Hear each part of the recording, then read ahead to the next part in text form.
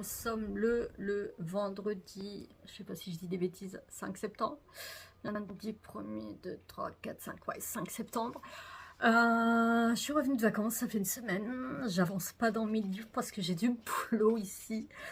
Puis parce que je me donne pas l'envie de lire un peu dans le creux en ce moment pour les lectures.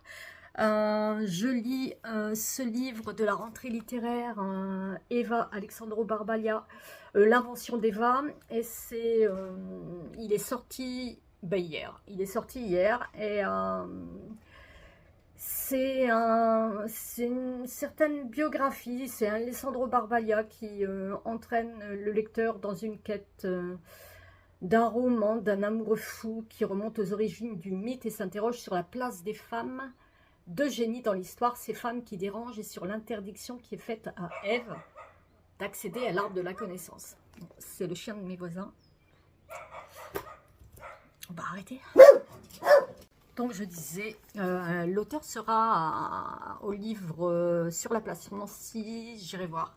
D'ailleurs, je vais préparer les auteurs que j'ai envie d'aller voir, les livres que j'ai envie d'acheter, en minimisant quand même mes achats parce que j'en ai encore pas mal à lire. J'avais reçu celui-ci juste avant de partir, Olivier de Mer, Le Croque-Mort, pardon. C'est un roman noir loufoque et décalé, et je sais pas, je verrai bien. Parce que tout ce qui est loufoque et un peu décalé, j'ai un petit peu de mal, on verra. Ce livre également de Julia Clavel que je n'avais pas pris, c'est L'âme de fond. C'est Julia Clavel qui s'initie à un premier roman d'anticipation qui résonne comme un avertissement. Et si le plus grand danger n'était pas dehors mais au cœur de nos contradictions, ça m'avait interpellée. Maintenant, j'ai pas lu du tout la 4e de couve. Je vous dirais que je le lirai bientôt, mais tous les livres, je vais les lire bientôt, normalement. Catmos, La Cité des Morts, que je n'ai pas lu pendant les vacances parce que je ne l'avais pas pris. Je pensais le lire cette semaine, mais comme je n'ai pas lu du tout, il faut que je le lise. Baignade de Andrea Michaud. En plus, il est court, donc il faut que je le lise. J'ai pas trop regardé les retours, c'est pas grave, je n'en ai pas l'envie.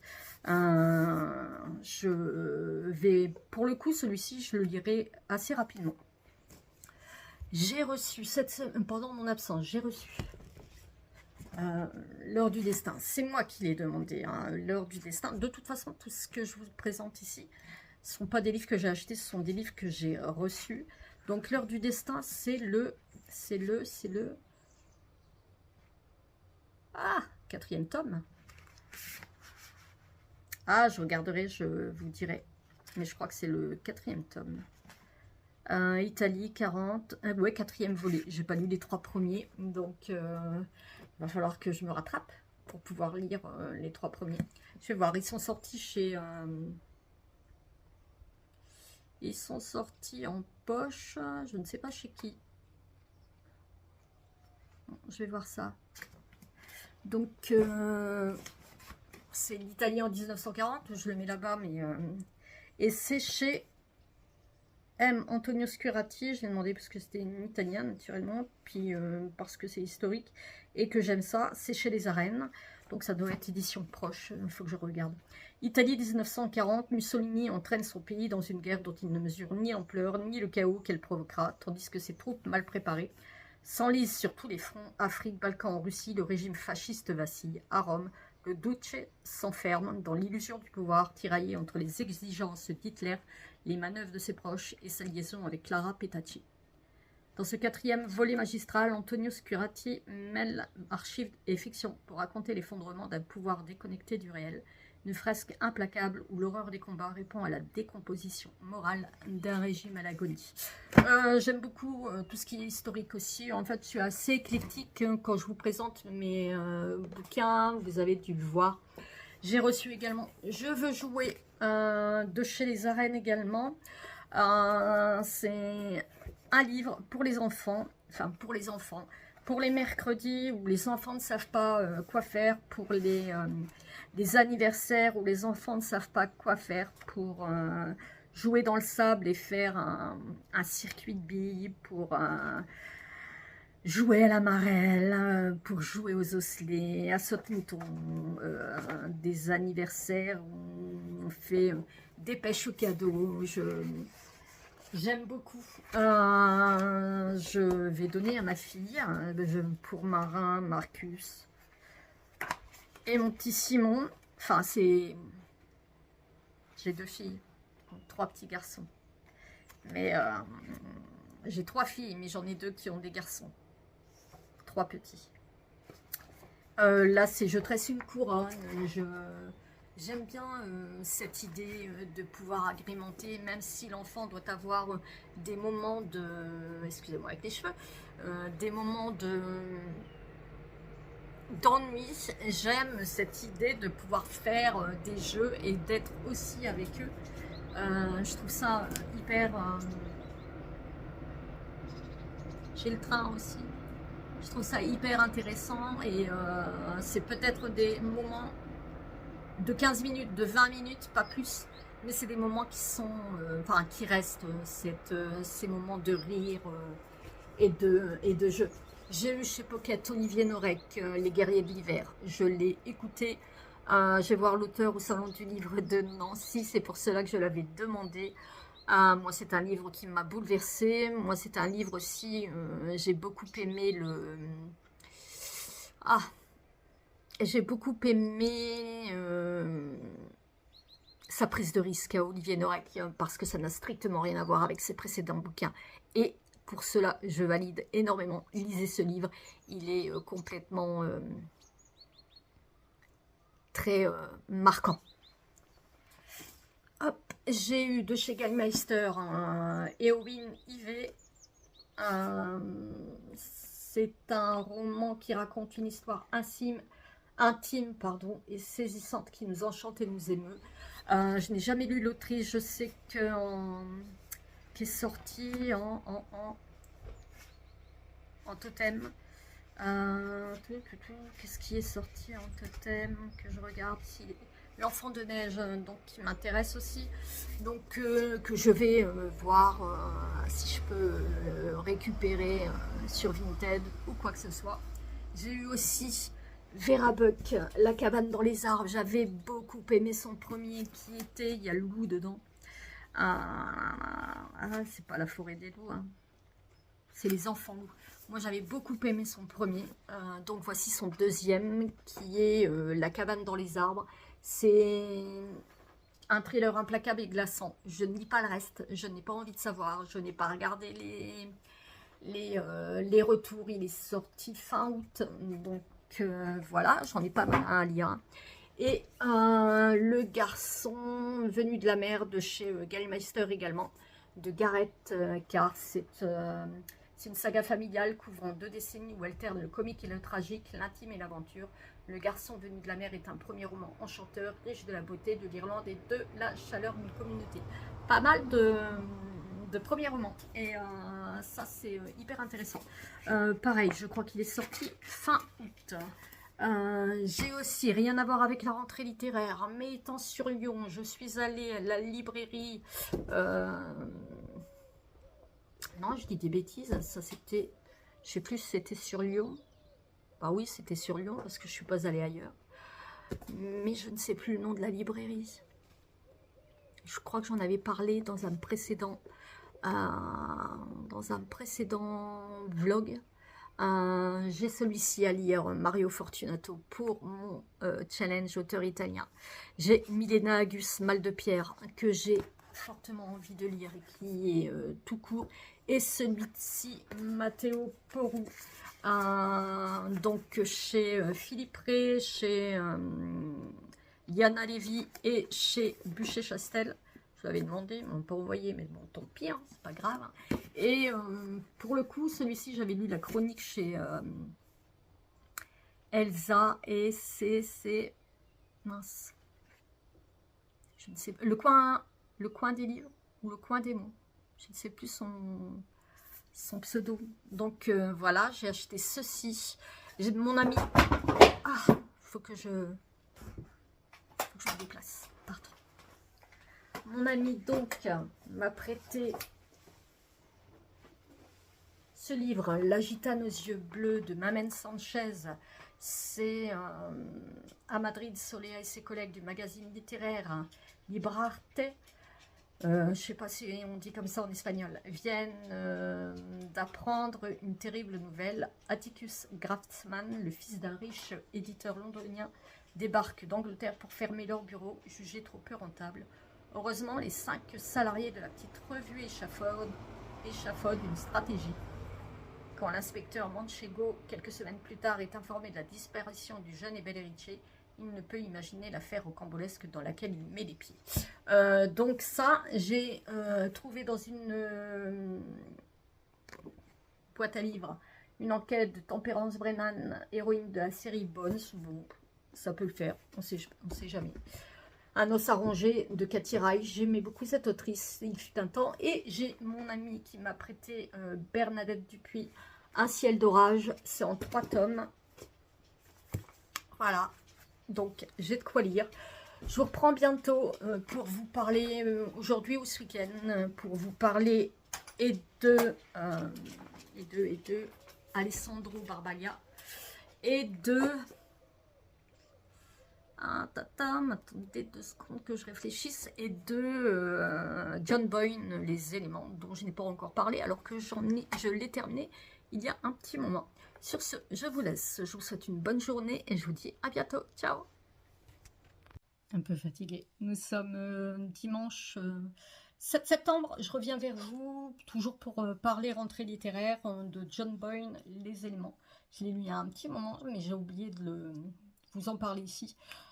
C'est une fresque inoubliable, une plume exceptionnelle qui décrit avec justesse les maux de notre société. Ici, nous sommes avec les 4 éléments. L'eau, la terre, le feu. L'eau, la terre, le feu, l'air. Ça raconte les traumas d'une vie, de ce que la vie nous laisse, de ce que les hommes nous infligent, les hommes avec un grand H, hein, hommes-femmes, enfin on englobe tout le monde, et de ce que les hommes infligent, de ce que la vie nous inflige aussi. Tout cela sans regret, sans concession, et puis en brisant l'innocence. L'innocence, la confiance. On est ici avec Willow, Evan, Aaron et le docteur Freya Petrus. Ces 4 éléments, ces 4 histoires vont s'entremêler, s'entrelacer. C'est des histoires qui tissent des liens, qui vont, les traumas qui les unissent, ce sont des traumas intimes, assez tragiques. C'est une atmosphère lourde, une atmosphère malsaine qui nous fait peu à peu sombrer. C'est un livre qui nous émeut énormément, qui ouvre nos douleurs, notre tristesse. L'auteur bouscule et nous questionne sur nos culpabilités. C'est un roman qui est dense, qui est intense et qui est surtout aussi poétique. Moi, j'aime beaucoup l'auteur, j'aime beaucoup ses écrits. Je pense que je dois vous énerver avec mes cheveux. J'aime beaucoup ses écrits parce que ces personnages sont touchants, émouvants, mais en même temps, on est assez terrifié par les choix que certains de ces personnages prennent. Et moi, John Boyne, j'ai beaucoup aimé, j'en ai lu quelques-uns. J'en ai lu quelques-uns et je suis incapable de vous dire les titres. C'est pas grave, je vous en reparlerai plus tard, mais j'aime beaucoup l'auteur. Je vais vous parler également de À la table des loups. Pareil, ça fait un moment que je l'ai lu. Moi, j'ai beaucoup aimé ce livre, c'est un coup de cœur. John Boyne, c'est un coup de cœur, c'est Alors, ouais, avec celui-ci, c'est un de mes gros coups de cœur de la rentrée littéraire. À la table des loups, c'est écrit par Adam Rapp. C'est un livre des années 50 à nos jours. On suit une famille, une fresque familiale d'une soixantaine d'années. C'est un roman américain qui évoque les racines du mal avec une puissance et une intelligence rares. Adam Rapt excelle à raconter cette histoire familiale qui se déroule sur près de 60 ans et se lit le souffle court. Avec finesse, il explore comment les non-dits, la maladie mentale et l'exposition à la violence, quelle que soit sa forme, influencent les vies au fil du temps et sur plusieurs générations. D'une langue vive et précise, il révèle ce qui, bien souvent, se cache sous le vernis de la normalité. Donc, avec John Boyne, Adam Rapt à la table des loups est un énorme coup de cœur. C'est donc une fresque familiale, une saga sur 60 ans. C'est les Larkin. Il y a les parents et 5 enfants. C'est une famille catholique puritaine. On est aux États-Unis. On va les suivre lors de ces 60 ans. On va suivre leur vie d'adulte et puis cette famille qui va au fur et à mesure s'éclater, se séparer, mais pourtant un fil invisible les lie malgré la dysfonctionnalité de cette famille que l'on va découvrir au fur et à mesure. Il y a, malgré les élans du cœur, malgré leur âme perdue, il y a ce fil qui les tient. Et pourtant, ouais, c'est une famille qui est complètement dysfonctionnelle. C'est des enfants qui ne vont pas du tout se ressembler. Dans ce livre, il y a la maîtrise de la liaison de chaque chapitre. Il y a une intensité dans le regard et l'émotion et la puissance dans la tension qui monte au fil des pages. Une tension tragique. Ce sont des personnages qui prennent de la rondeur, de la prestance, mais aussi leur contradiction, leur fatalité et l'horreur qui les habite pour certains. Moi, j'ai beaucoup aimé le personnage de Mirali qui suit un peu la normalité d'une vie, qui est quelqu'un de bon, qui a une âme trop pure, qui est malmenée par la vie, mais elle est malgré tout toujours debout. Elle va avoir un enfant, elle va avoir un mari. Enfin, sa vie va être belle et à la fois chamboulée. En même temps, elle va toujours se battre, elle va toujours être debout et suivre toujours cette normalité, rentrer dans les cases dans lesquelles elle a été élevée. Il y a Fiona, la rebelle, que j'aime aussi beaucoup, qui s'est complètement désolidarisée de cette famille qui, elle déteste leur puritanisme. Elle s'élève contre le puritanisme de ses parents. C'est une rebelle qui fait tout l'inverse, mais qui pourtant a besoin de cette famille, tout au moins elle est perfusée à cette famille. Et il y a Alec, que j'ai totalement détesté, un de ceux que j'ai détesté. C'est un personnage qui a des traumas, c'est un personnage immonde de ce qu'il est advenu. J'ai pas du tout aimé. Et puis c'est un personnage qui au fil du temps que l'on déteste parce qu'il fait n'est pas est certes conforme au puritanisme, mais on ne peut pas non plus quoi que la vie nous fait subir, il n'est pas une raison pour le faire subir aux autres. Bien sûr qu'Alec a des traumas, bien sûr qu'il a des traumas qui sont qui sont inimaginables, qui sont trop intime, mais c'est pas pour autant qu'il doit faire souffrir les autres. Et en fait, ce qu'il a subi, il le fait subir à d'autres. Et ici, Adam Rapp, c'est aux éditions Seuil. Adam Rapp décrit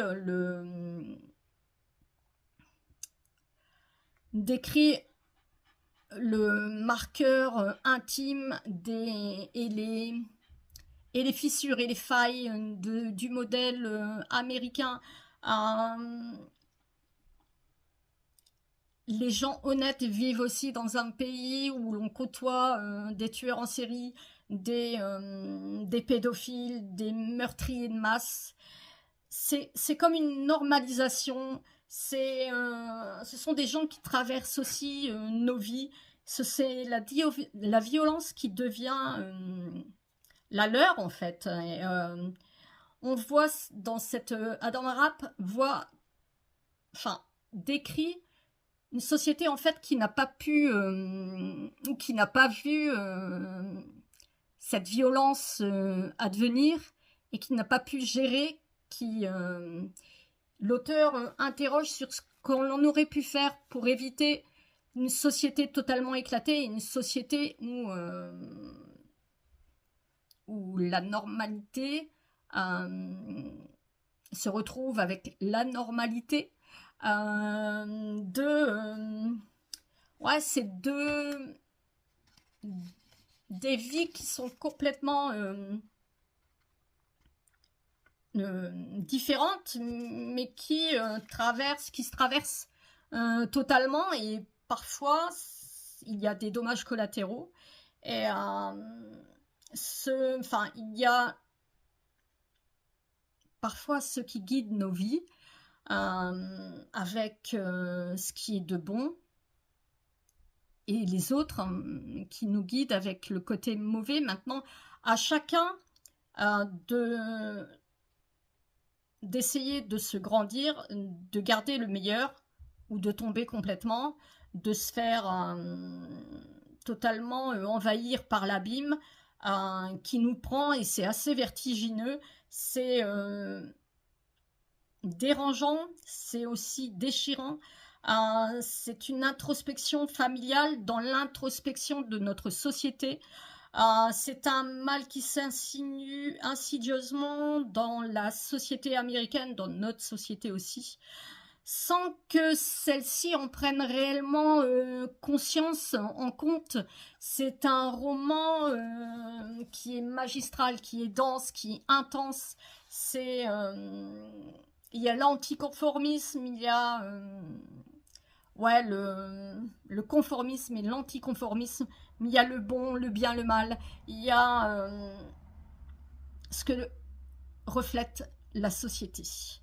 Donc voilà, j'arrête pour aujourd'hui. Je vais clôturer ce retour lecture, ce vlog, ce retour aussi à la maison.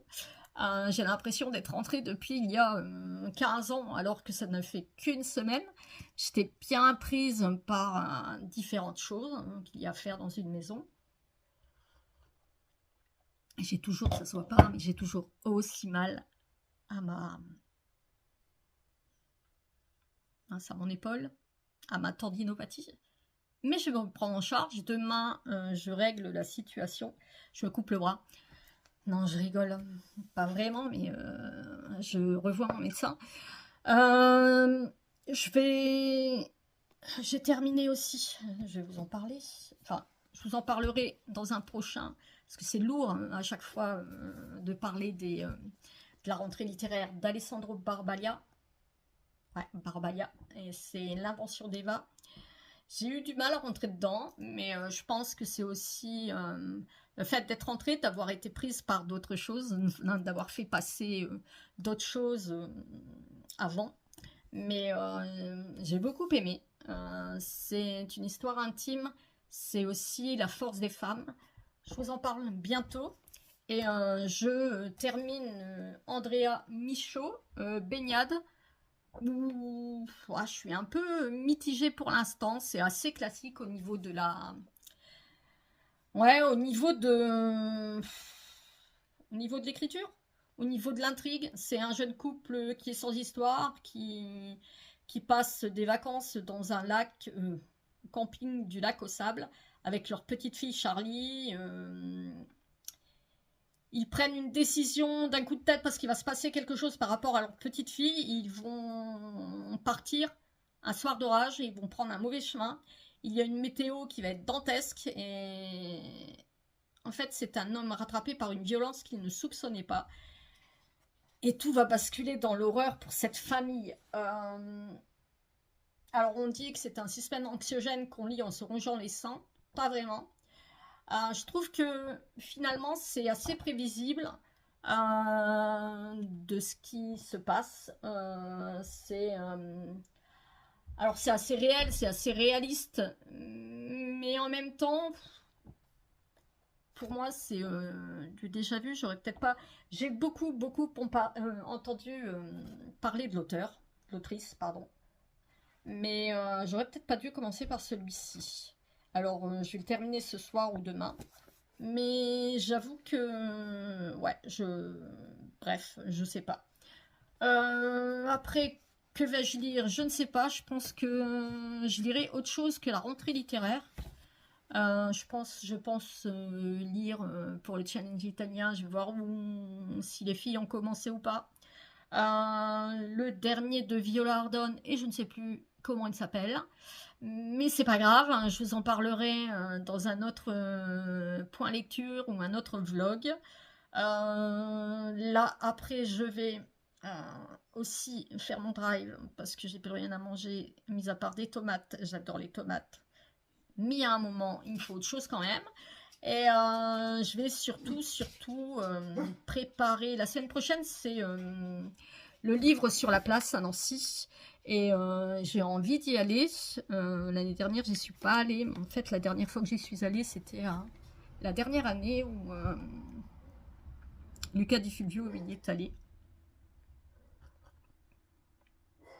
Donc, je suis pas retournée depuis. Là, j'ai envie d'y aller. Puis ma fille est dispo pour m'y emmener. Donc, voilà. Et je vais faire une liste des auteurs ou autrices que j'ai envie de voir.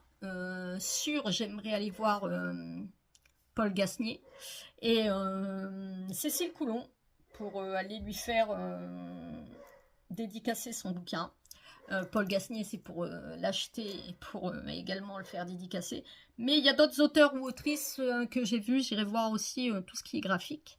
Donc je vous en parlerai la semaine prochaine. Je vous ferai un retour du livre sur la place à Nancy. Donc sur ce, je vous laisse. J'ai plein d'idées en tête pour d'autres vidéos. Ne pas venir pendant un petit moment m'a permis de réfléchir, de continuer, mais aussi de vous proposer d'autres choses. Certes, certaines choses sont aussi proposées par d'autres, mais j'essayerai de ne pas répéter ce qui est dit et ce que vous voyez. Donc sur ce, je vous laisse. Je vous souhaite une bonne journée. Que lisez-vous actuellement? Moi, j'avoue que je termine baignade et dites-moi si vous avez déjà lu l'autrice ou pas.